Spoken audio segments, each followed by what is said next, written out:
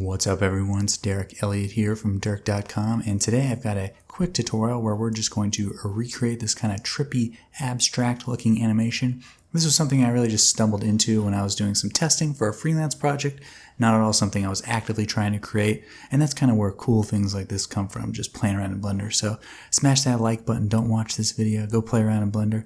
No, but seriously, don't do that, it's probably bad for the YouTube algorithm. So since it was honestly just a test, I didn't even save the original file, and it took some time to figure it out, but this guy, Renderon Stefan, took it upon himself to take a stab at recreating it. It turns out he didn't use the exact same process I did, but we had a good little late night chat kind of talking about how it was done and trying to reverse engineer my own project. So big shout out to him for diving into Blender and trying to figure out on his own without the tutorial. So he's posted some cool stuff since then, and with that kind of a can-do attitude, I'm sure there's more to come, so go ahead and give him a follow. I wasn't planning on making this tutorial, but I had a bunch of you asking how it was done, and since once I finally figured it out, it was pretty simple, so I figured I'd fire up the old tutorial maker and teach you kids a lesson. So let's go ahead and jump into it.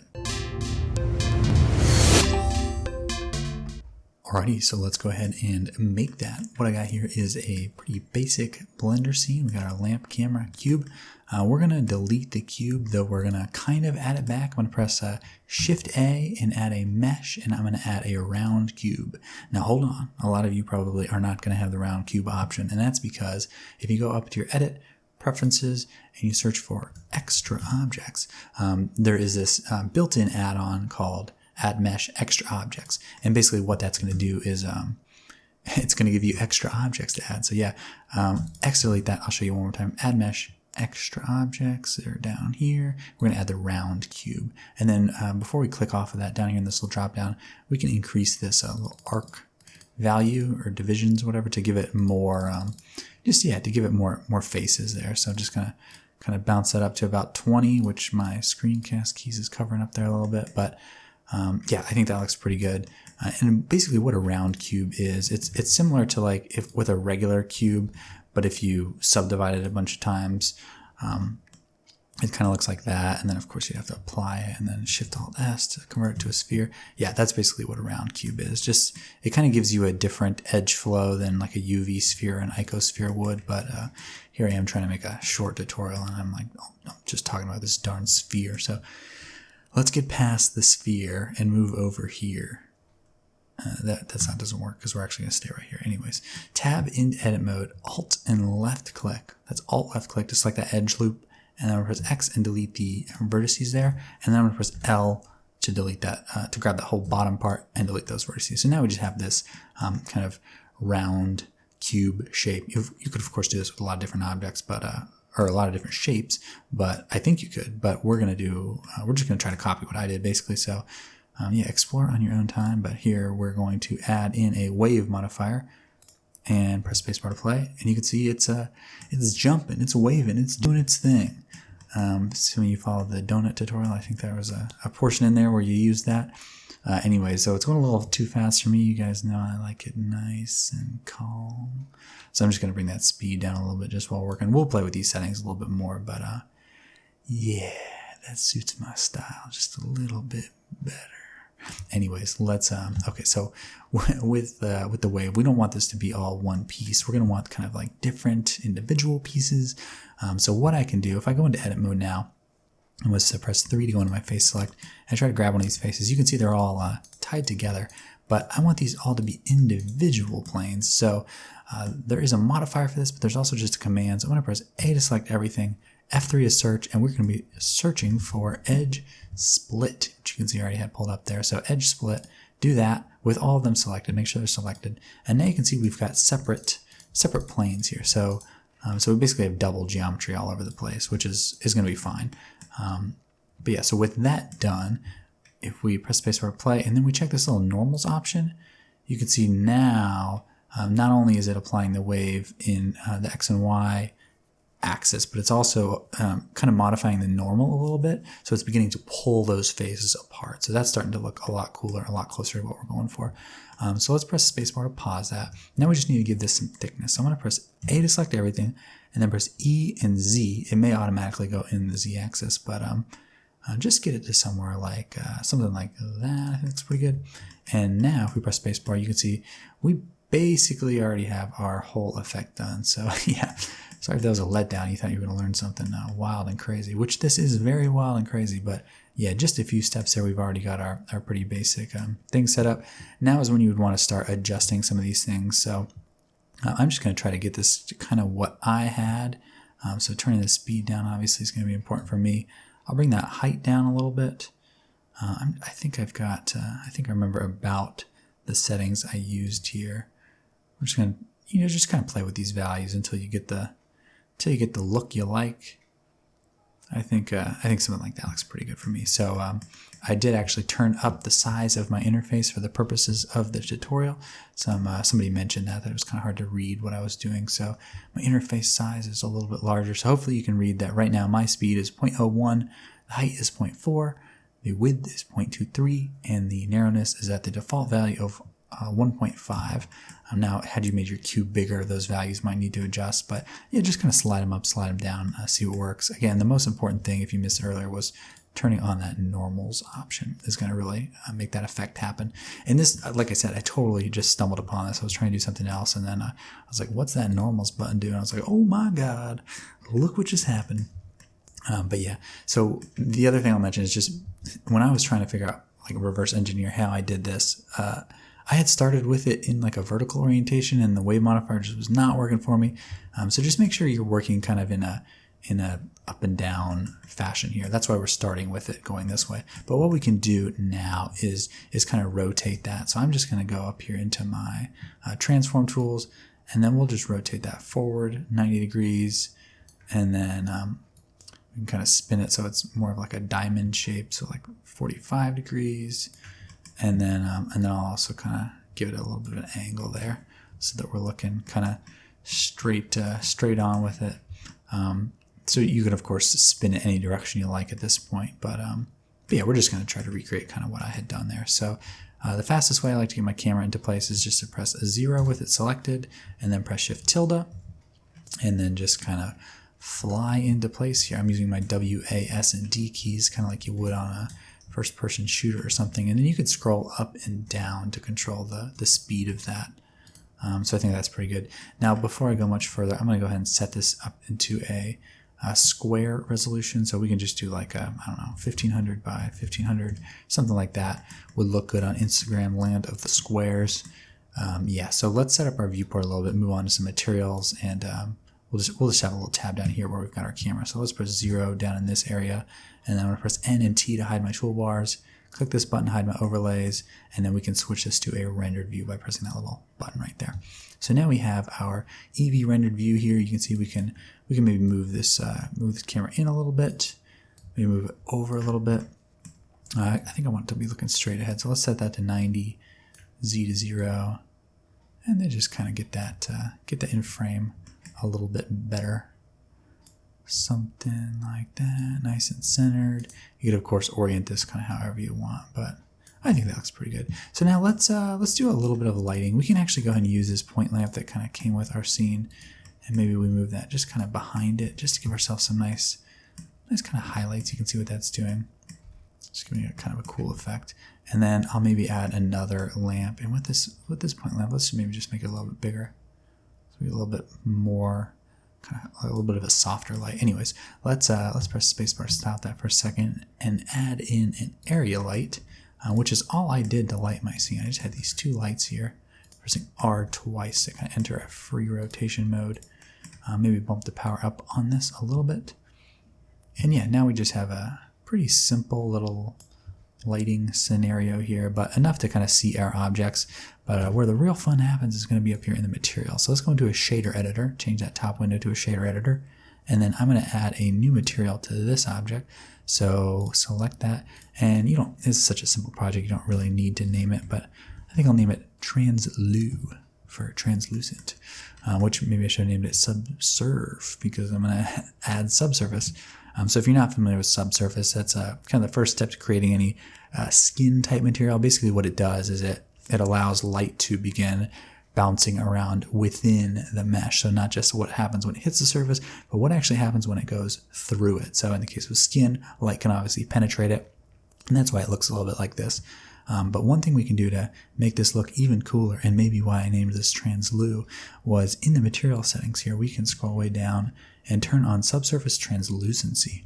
And that's going to really brighten this up. So it's going to kind of make that light be able to, I don't know what I'm talking about here. It looks better. Does it look better to you? I think it looks better. So just check the box. Let's move on. Okay. So the way Subsurface works, and if you adjust this color, you know, if you don't want this pinkish red, if you adjust the color, it's not going to do much. You could adjust the subsurface color here, which is going to work a little bit better. But the way this subsurface I have found works, there's a subsurface radius, and I think it's organized RGB, so red, green, and blue. So you can see that it's sort of a skin tone now, so that would make sense. This the red value is 1, green 0.2, and the blue is 0.1. So if we brought this up, we'd get more blue. Now in mine, I think I had this set to like a 0.2 on the red, 0.2 on the green, and if these were all the same, you'd see you'd get a gray, like neutral. But I had the blue turned up just a little bit to kind of give it that sort of icy blue look. So 0.2, 0.2, and 0.3 with the color and color both set to white gives you that kind of like a icy blue look. I don't know, it looks good to me. But and then in the point lamp here, the area light, I turned this to like kind of an orange value. I thought that looked pretty cool. You could bump power up a little bit. Now the colors are still looking a little bit dull, and I see this sometimes when you guys are sharing your renders with me, which thank you for sharing your renders, by the way. Like and subscribe, follow me on Instagram, post your results, tag me. There's my little lines I gotta say, you know. And ring the bell. I never say ring the bell. I don't know what the bell does. I don't think I've ever rung the bell. Don't tell anyone. But there's I got so sidetracked there. There's up here in the render settings tab, which I always thought this was a microwave, but apparently it's like the back of a camera. I don't know why it would be a microwave, but under the look, you can change it from none, which I believe is the default, to very high contrast, and that's going to make it, it's going to make it contrasty, make it pop a lot. So do your own colors here, but I really like that kind of orange and that blue. I think it looks nice. So the next thing that I did was just to give it a little bit of a background. Let's shift add a mesh plane RX90 and then just kind of bring that back so it's behind that point light and scale it up a little bit. And then I give it like just a black material, which you could render this on like a transparent background if you want. But in my case, I think that black, it makes it look a little more grounded. I don't want quite so much reflection. Let's turn that roughness up.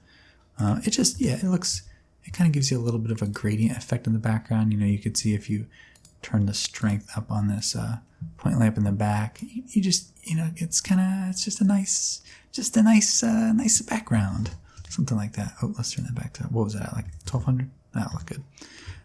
Okay, so that's cool. Other settings you might want to do, turn on the bloom, would look good.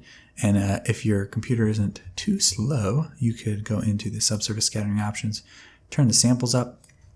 I guess that would make it look better. I don't really know. I haven't done much testing there. But that looks fine to me. What else can we do? You turn on bloom.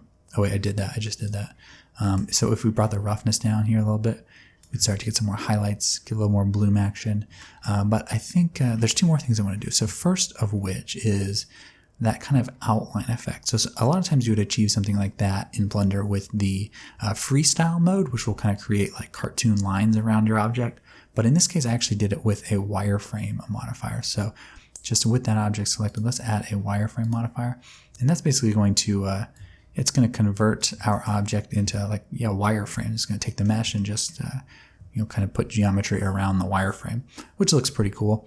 And you're welcome to do that, of course. But I want to maintain the original mesh underneath and just have the wireframe also on it. So what I need to do is uncheck this option, replace original, which is on by default. So now if we look here, you can see we have the wireframe and the original mesh. But to see that a lot cooler and a lot better, I want to change the material on the wireframe so that the wireframe is one material and then the other mesh maintains its kind of cool purpley, orange, subsurfacey, translu material. So in the material settings on this object, I need to add in another material. And I'll just use that one I use on the background, which I didn't name there. Let's just name it plain, or maybe name it black or something. Name it whatever you want, I don't care, okay? Go into the modifiers, and then to tell, you basically want to tell the wireframe modifier, hey, don't use that first material. Like, look down the list one notch, click, and pick that material. So now, you have to have 2 materials in here. You just add that, press that plus sign to add that other material. So now it's got that. And I'm just going to adjust the thickness of this a little bit so it's kind of a nice subtle effect. I think that looks pretty cool. And of course, you don't have to do that. I didn't do it in my original post, but just, wanted to spice it up a little bit, give you guys a little bit extra. Like and subscribe. Yeah, I don't know. I think it looks cool. You don't have to do it. I don't care. That just about does it. One thing with the wireframe modifier, depending on how much you adjusted these settings here, if the wave starts to get, if the things get like too small or something, you might start getting some weird like glitches with the wireframe modifier going like crazy. Like you can see it's doing some funky stuff you don't like there. So just, yeah, you might have to play with this just so that the wireframe, you don't want any of them to get to like no thickness. You can see how like the smallest ones it doesn't get that small. I think if this wireframe was started to intersect itself, would be maybe when you start getting the problems, or maybe not. That's pretty crazy. Okay, let's undo that. Anyways, last little thing I want to show you was with mine, I had it kind of, it was almost like an eye, like it kind of, instead of just facing this one way, it kind of moved around. And the way you can do that is by just adding an empty, Shift A, empty. I'll just use a cube and make the size down a little bit for the sake of my sanity, and just move that to somewhere like there. And then on this object, in the wave modifier options, you can change the start position and set it to that empty. So now you can see we can kind of move that around, and that controls where that wave actually starts from. So maybe at the beginning of your animation, you want it to start right there, right click, insert keyframes, and then by the end of your animation, you want it to be over here, right click, insert keyframes. Then it would do that. It would move from one side to the other, and you kind of get that cool, it almost starts to look a little bit more like an eyeball when you do that. And if you're like me, you wouldn't want that to ease. So down here, you can press T and change that to linear so that it just has a constant motion from one side to the other. I just like that a little bit better. Looks cool. And yeah, that's about it. Of course it's not. I've got a couple more things for you here. So if you didn't want it to start out with this big blob surface, you wanted it to be like immediately abstract, trippy animation, you could change the wave settings, the offset. You could turn this to like a negative value, and that would simulate it basically. Instead of starting on frame 1, it's like starting on negative 80. So basically it's like you get, and that's probably I'm not going to go into how to make it a loop, but that would probably be a way to make it loop, would be to get that offset right. I might try to play with that after the fact, but I'll leave you to do that on your own. But yeah, that looks pretty cool. What else? I almost never talk about how to actually render things, but let's go through that real quick. So once you got this all set up how you like it, you're ready to show your mom, show your friends, tag me on Instagram when you post it, you would go into your output little tab here and just select an output folder. And then if it's running really fast for you, which for me it is, F12 Eevee renders 1 frame in 0.53 seconds, pretty quick. Then I would usually just render this straight to a video. But in many cases, especially if you're rendering it in cycles, you probably want to render it 1 frame at a time in case you run into any problems, and then string those frames together in something like the Blender Video Sequence Editor, or I often use After Effects for something like that. But if you want to render it straight to a video, you can go to this drop down here, and then from PNG, change that to FFmpeg video, and then under encoding, all sorts of options here. But what I usually do is MPEG 4. H264 is fine. You can play with these quality settings. And yeah, Eevee renders pretty quick. So if you need to adjust these, try it again, you can. But those are the settings I use, tends to work pretty well. And then just take that file. It'll pop up in this output folder that you specified. And yeah, put it on your phone, upload it to Instagram, or share it on whatever social media site you like. But yeah, that's about it. Just wanted to show y'all how this was made. Complete total accident, but it did turn out cool, and enough of you wanted a tutorial. I can't post anything these days without you wanting a tutorial, but I appreciate the enthusiasm. So have fun with this. I'm sure some of you will discover your own cool things in the process. Hopefully you do. Hopefully you share it with me. And yeah, have a great day, whatever, or night. I don't know when you're watching this, what year it may be. But yeah, this was fun to make. I hope you had fun too. Like and subscribe. I'll see you next time.